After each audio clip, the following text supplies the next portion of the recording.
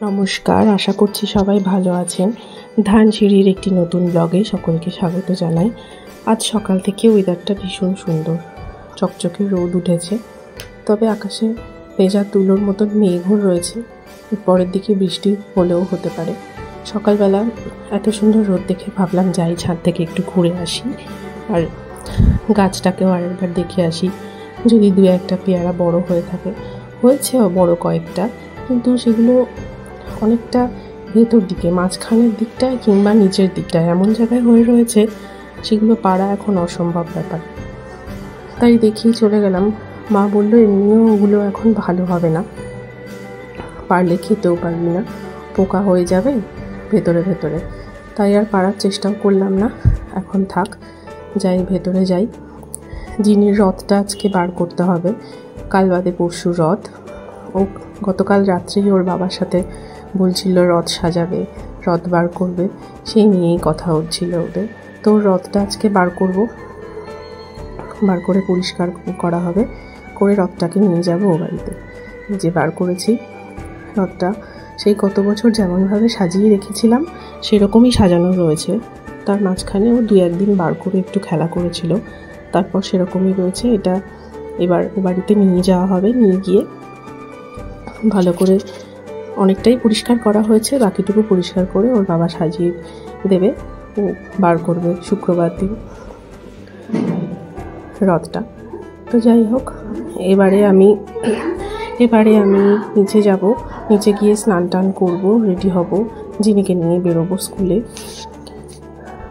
রথটা রাখতে এসে একটা জিনিস চোখে পড়লো, এই যে ওর ছোটোবেলাকার দোলনাগুলো মা এখানে যত্ন করে গুছিয়ে রেখে দিয়েছে ঢাকা দিয়ে।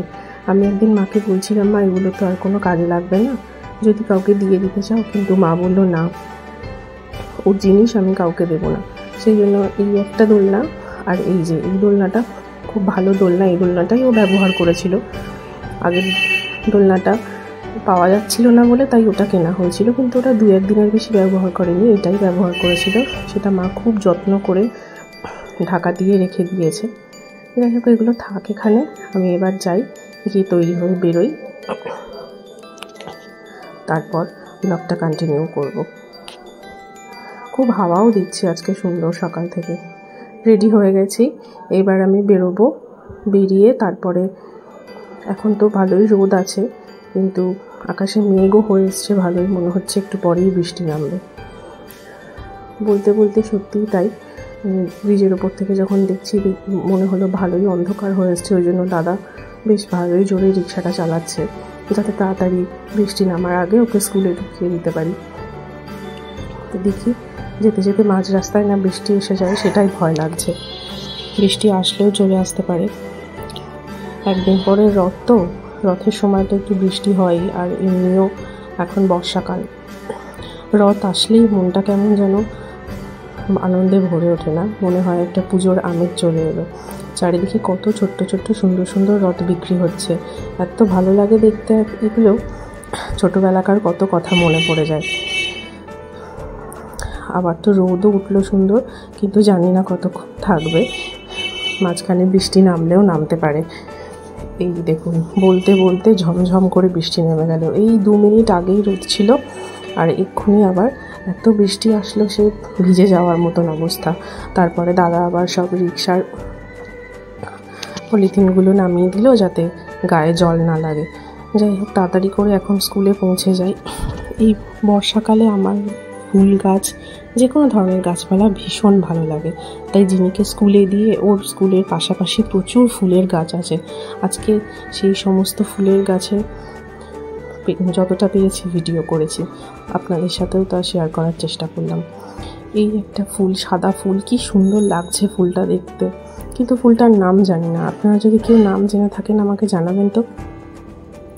আর এই কত বড় একটা কদম ফুলের গাছ, ঠিক আমার মেয়ের স্কুলের বাইরেই এই গাছটা রয়েছে, গাছ ভর্তি ফুল হয়ে রয়েছে, এত ফুল, মানে কিছুদিন আগেও ছিল, পাতা দেখা যাচ্ছিল না। কি সুন্দর হয়েছে ফুলগুলো, মনে হচ্ছে একটু যদি হাত দিয়ে ধরতে পারতাম, কিন্তু ডালগুলো এত উঁচুতে আর ফুলগুলোও এত উঁচুতে হয়ে রয়েছে, ধরা কোনোভাবেই সম্ভব নয়।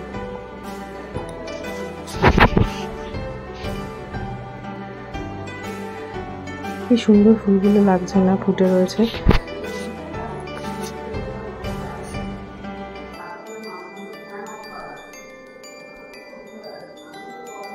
এখানেও চারপাশে প্রচুর গাছপালা রয়েছে।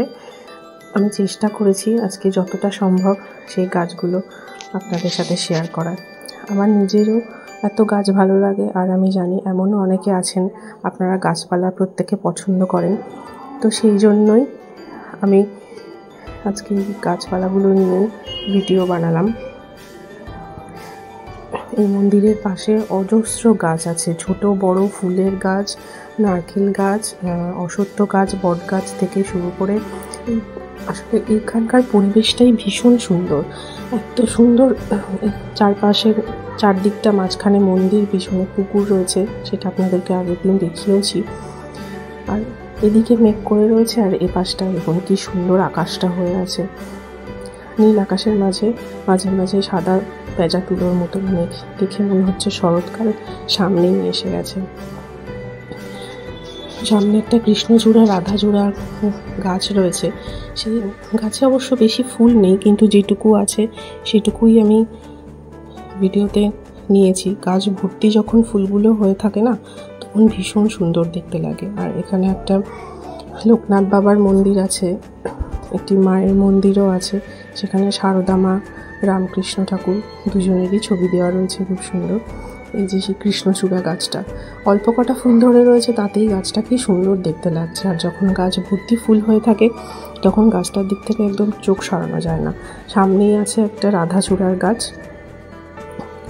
আরও অনেকগুলো গাছ রয়েছে, তবে সবগুলোর নাম জানি না। এই যে রাধাচূড়ার গাছটা, এতেও অল্প কটা ফুল ধরে রয়েছে, তবে খুবই সুন্দর লাগছে যেটুকুই থাকুক না কেন। আর আজকে এত হাওয়া দিচ্ছে না, গাছগুলো এতভাবে দুলছে সুন্দর করে, সেই জন্য আরও ভালো লাগছে। এটা একটা অফিস এরিয়া, কিন্তু এর চারপাশটা এত সুন্দর, গাছপালা, মাঠ রয়েছে পাশে একটা, ওই জন্য ভীষণই ভালো। আমরা বন্ধুরা বলাবলি করছিলাম যে এখানে যাদের বাড়ি, তাদের পরিবেশটা কি সুন্দর। এই যে আরেকটা ফুলের গাছ, এই ফুলটা, এটা ফুলের গাছ নয়, এটা আমার এক বান্ধবী বলছিলেন এটা বিলিতি আমড়ার গাছ। তারপরে ও আবার একটু কনফিউজডও হয়ে গেছিলো যে সত্যি তাই কিনা। আপনারা যদি কেউ জেনে থাকেন এই গাছটা জানাবেন তো এটা কী গাছ। আমরা একটু কনফিউজড হয়ে গিয়েছিলাম যে এটা সত্যিই বিলিতি আমড়ার গাছ নাকি। তবে যেই গাছই হয়ে থাকুক না কেন, ফুলগুলো এত সুন্দর ধরে রয়েছে তা বলার নয়। তো যাই হোক, আজকে এই গাছপালা, ফুল, এইসব নিয়ে ভিডিওটা করলাম। আর ফেরার পথেও একটা বাড়িতে অদ্ভুত একটা জিনিস দেখলাম, আমলকি গাছ। আমলকি কারোর বাড়ির সামনে গাছে ফুটে রয়েছে, আমি এটা সত্যি বলতে প্রথমবার দেখলাম। তাই দেখতে দেখতে এই যে কি সুন্দর আমলকি, ছোট্ট ছোট্ট ছোট্ট ছোট্ট আমলকি ধরে রয়েছে, এগুলো বড় হলে আরও কত সুন্দর দেখতে লাগবে। তাই জন্যই আমি এটা ভিডিও করে নিলাম। বাড়িতে এসেও সবাইকে দেখাতে, সবাই তো দেখে অবাক যে বাড়িতে গাছে এত সুন্দর আমলকি ধরে রয়েছে থোকা থোকা। যাই হোক, ভিডিওটা আজকে এখানেই শেষ করলাম। সবাই ভালো থাকবেন, সুস্থ থাকবেন। আর যদি ভালো লেগে থাকে তাহলে ভিডিওতে একটা লাইক করে দেবেন, কমেন্ট করবেন, শেয়ার করবেন, আর চ্যানেলটিকে সাবস্ক্রাইব করে পাশে থাকা বেল আইকনটা প্রেস করে দেবেন, যাতে আমি পরবর্তী ভিডিও আপলোড করার সাথে সাথে নোটিফিকেশান আপনাদের কাছে পৌঁছে যায়। সকলে ভালো থাকবেন, সুস্থ থাকবেন। অসংখ্য ধন্যবাদ। আর প্রথম থেকে আপনারা যারা আমার পাশে রয়েছেন, আমার সাথে রয়েছেন, তাদেরকে আমার সশ্রদ্ধ প্রণাম। বড়দেরকে আর ছোটদের জন্য আমার আন্তরিক শুভেচ্ছা, অভিনন্দন। আজকের ভিডিওটা এই অবধিই রাখলাম। সবাই ভালো থাকবেন, দেখা হবে পরবর্তী একটা ভিডিওতে।